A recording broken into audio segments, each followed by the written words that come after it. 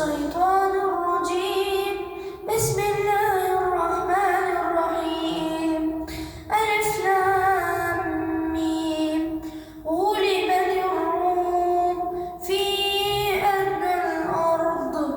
صدق الله العظيم.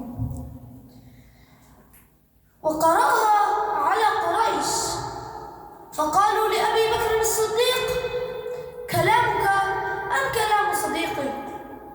فقال: ليس بكلامي ولا بكلام صديقي، ولكن بكلام الله عز وجل. القرآن الكريم هو كلام الله، لذلك يجب أن نهتم بحفظه